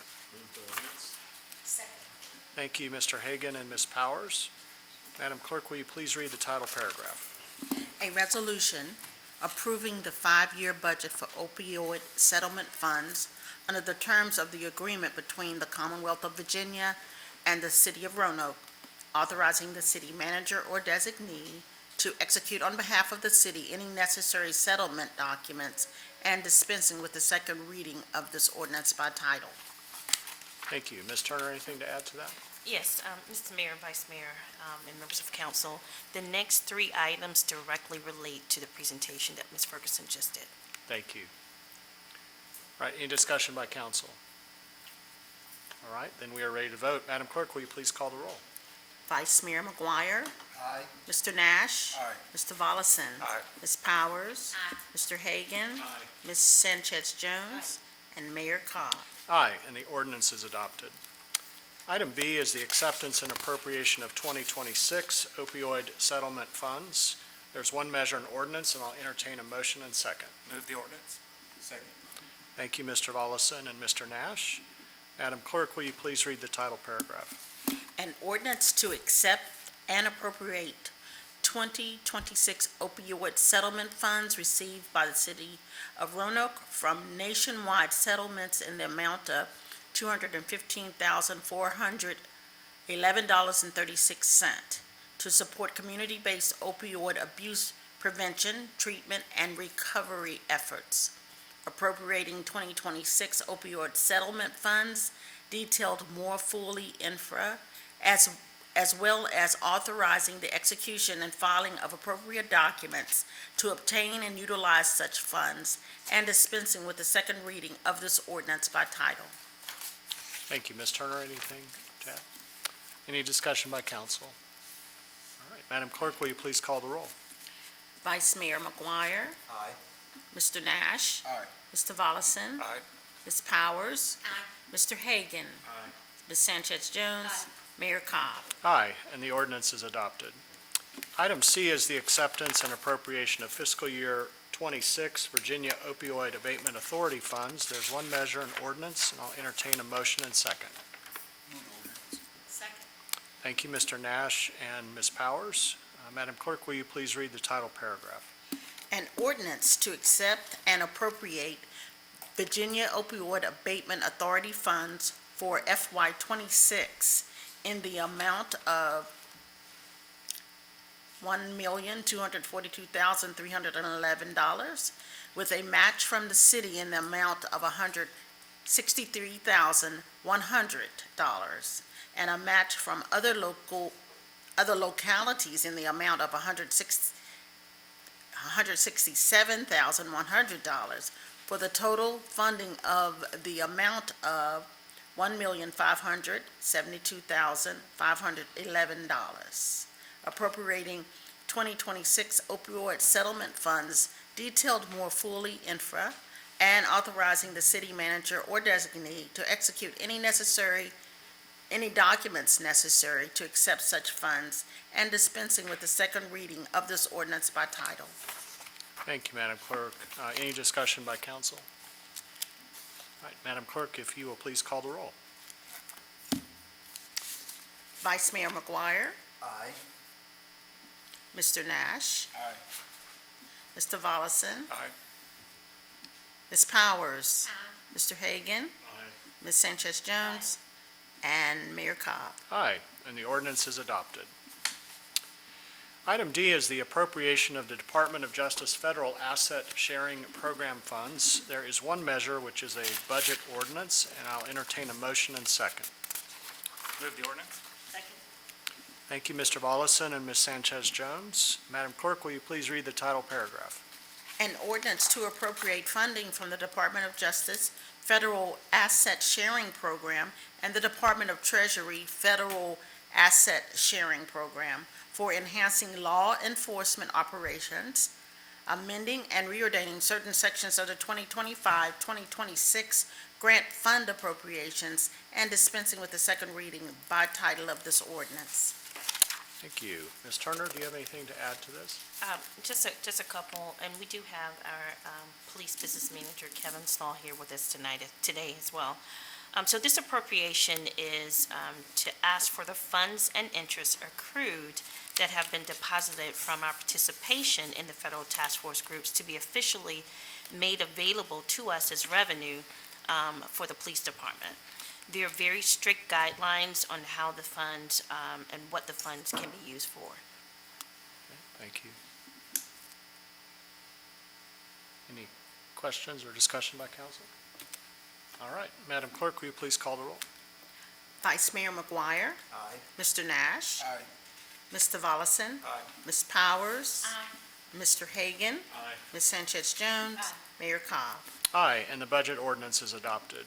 Item E is the appropriation of state asset sharing program funds. There's one measure, a budget ordinance, and I'll entertain a motion and second. Thank you, Mr. Nash and Mr. Volleson. Madam Clerk, will you please read the title paragraph?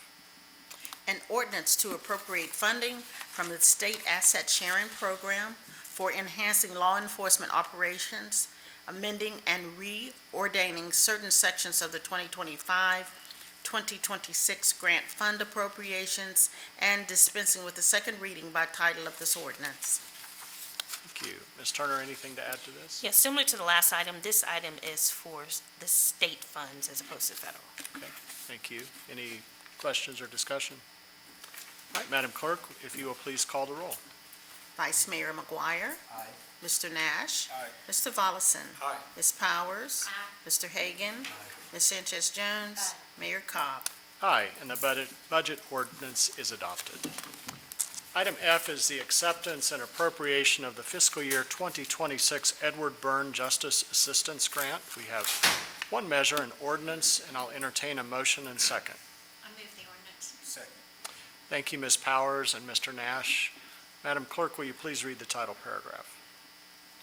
An ordinance authorizing the acceptance of the FY26 Edward Byrne Memorial Justice Assistance Grant made to the Police Department for the City of Roanoke by the Department of Criminal Justice Services of the Commonwealth of Virginia, appropriating 2025-2026 grant funds detailed more fully infra, authorizing the city manager or designee to execute any necessary documents necessary to accept such grant, and dispensing with the second reading of this ordinance by title.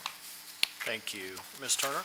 Yes, the funds for this grant will be used to purchase a mobile camera trailer used to assist in addressing violent crimes in various locations around the city. The camera trailer will be self-sufficient and powered by solar panels with generator backup. This will enhance the police department's capabilities associated with the Roanoke Operations and Crime Control Center. Questions, comments? Is this separate from or alongside the real-time crime center efforts? It will work together with that. It's just another tool that we'll have to put out in an area where we don't have officers to help us in the crime center as well. Okay, thank you. You're welcome. All right, Madam Clerk, will you please call the roll? Yes. Vice Mayor McGuire. Aye. Mr. Nash. Aye. Mr. Volleson. Aye. Ms. Powers. Aye. Mr. Hagan. Aye. Ms. Sanchez Jones is out. And Mayor Cobb. Aye, and the ordinance is adopted. Item G is the acceptance and appropriation for 2026 Virginia Sexual and Domestic Violence Victim Fund Grant. There's one measure, an ordinance, and I'll entertain a motion and second. Move the ordinance. Well, second. Thank you, Mr. Volleson and Mr. Hagan. Madam Clerk, will you please read the title paragraph? Yes. An ordinance authorizing the acceptance of the FY26 Virginia Sexual and Domestic Violence Victim Fund Grant from the Commonwealth of Virginia Department of Criminal Justice Services, appropriating 2025-2026 grant funds detailed more fully infra, authorizing the city manager or designee to execute any necessary documents necessary to accept such grant, and dispensing with the second reading of this ordinance by title. Thank you. Ms. Turner, anything to add? I do, yes. This grant provides a grant-supported position in the police department, and this position is, this person rather, reaches out to the victims of sexual and domestic violence to offer support, follow-up, and services. This person also acts as an advocate for the victim throughout the investigation and prosecution process. In my understanding, this is an ongoing staff position. Yes, correct? It is. Yeah, thank you. All right, any discussion by council? Madam Clerk, will you please call the roll? Vice Mayor McGuire. Aye. Mr. Nash. Aye. Mr. Volleson. Aye. Ms. Powers. Aye. Mr. Hagan. Aye. Ms. Sanchez Jones. Mayor Cobb. Aye, and the ordinance is adopted. Item H is the acceptance and appropriation of the fiscal year 26 School Security Officer Continuation Grant. There's one measure and ordinance, and I'll entertain a motion and second. Move the ordinance. Second. Thank you, Mr. Volleson and Mr. Nash. Madam Clerk, will you please read the title paragraph? An ordinance accepting and appropriating the school security officer continuation grant made to the Roanoke City Public Schools by the Virginia Department of Criminal Justice Services, appropriating 2025-2026 grant funds detailed more fully infra, authorizing the city manager or designee to execute any documents necessary to accept such grant, and dispensing with the second reading of this ordinance by title. Thank you, Madam Clerk. Ms. Turner. Yes, this grant provides security officers in our elementary schools. This is a continuation grant, and Roanoke City Public Schools are providing the matching funds needed. The city of Roanoke is a fiscal agent. Thank you. Any questions or discussion by council? All right, Madam Clerk, will you please call the roll? We could. Oh. We do have a statement to be read by Ms. Sanchez Jones. Oh, my apologies. Ms. Sanchez Jones. Okay, I have a statement of conflict of interest. I, Vivian Sanchez Jones, state that I have a personal interest in the item number 7-1H on the July 21st, 2025 at 2 p.m. agenda regarding a grant and appropriation for school security officers because I am an employee of the City of Roanoke Public School Division, and as such, I have a personal interest in this matter. Therefore, in accordance with Virginia Code Section 2.2-3112, I will refrain from participation in this matter. I ask the city clerk to accept this statement and ask that it may be part of the minutes of this meeting. Thank you, Ms. Sanchez Jones. Thank you. And now I'll ask our clerk, Ms. McCoy, to please call the roll.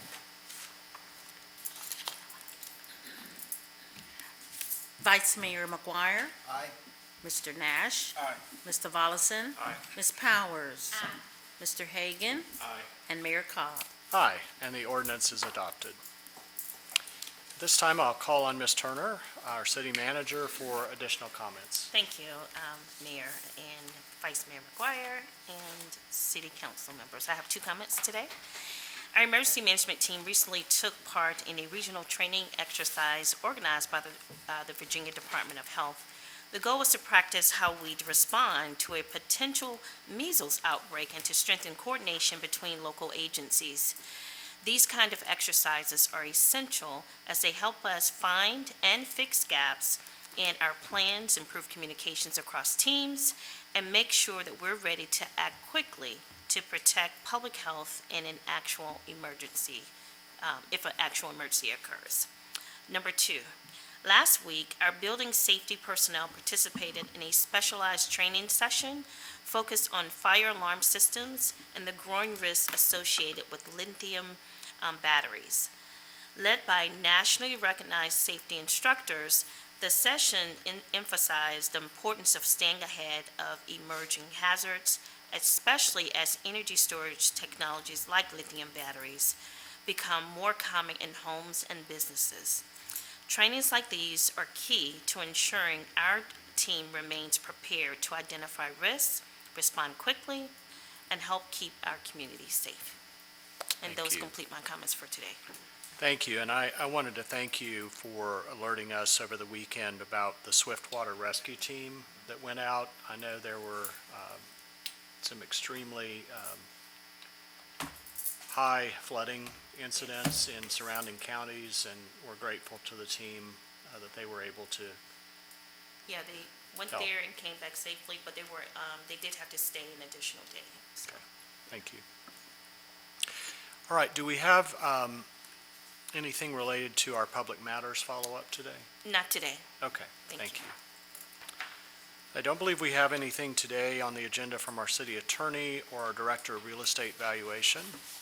So we'll go on to reports of committees, and we have a report of the Roanoke City School Board requesting appropriation of funds for various educational programs, and a report of the city manager recommending that city council concur in the request. Donna Caldwell is the director of accounting and is the spokesperson. There's one measure, a budget ordinance, and I'll entertain a motion and second. Move the ordinance. Second. Thank you, Mr. Hagan and Mr. Nash. Madam Clerk, will you please read the title paragraph? An ordinance to appropriate funding from the Commonwealth federal and private grant for various educational programs, amending and reordaining certain sections of the 2024-2025 school grant fund appropriations for fiscal year 2025, and dispensing with the second reading by title of this ordinance.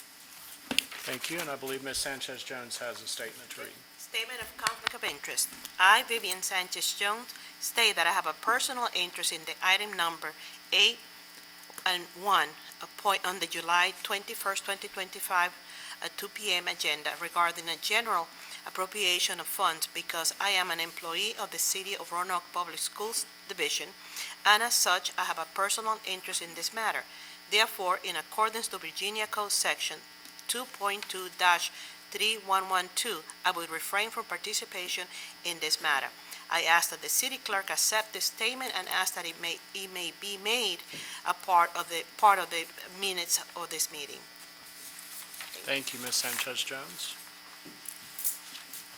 And with that noted, I will ask our clerk to please call the roll.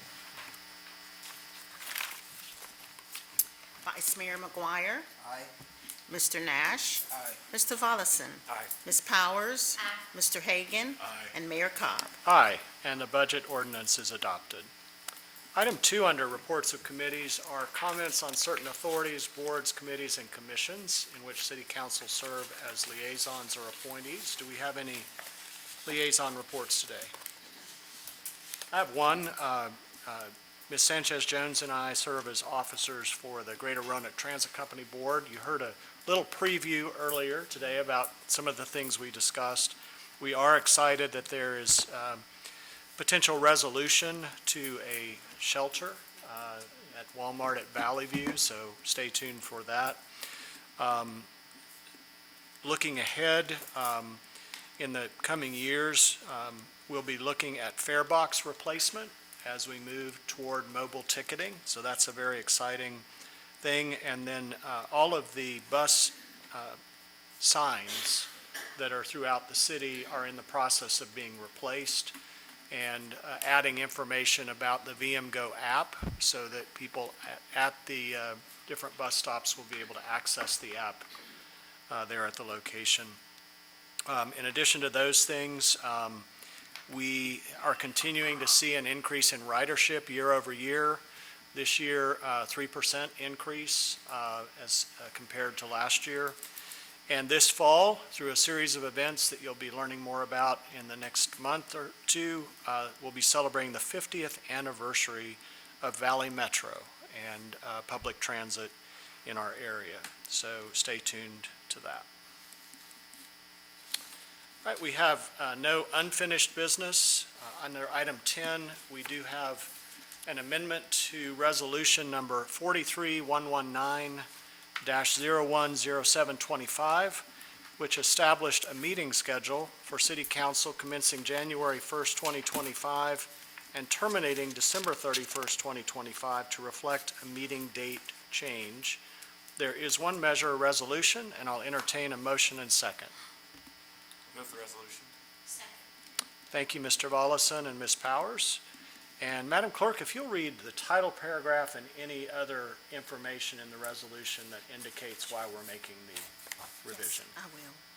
A resolution amending the meeting schedule for City Council for the 2025 calendar year, whereas by resolution number 43119-010725, adopted by City Council on January 7th, 2025, City Council set the meeting schedule for the 2025 calendar year. And whereas the joint meeting with the school board has been moved from Tuesday, September 2nd, 2025 to Monday, October 6, 2025, with the location determined, and such change needs to be approved by council. Thank you. Any discussion by council?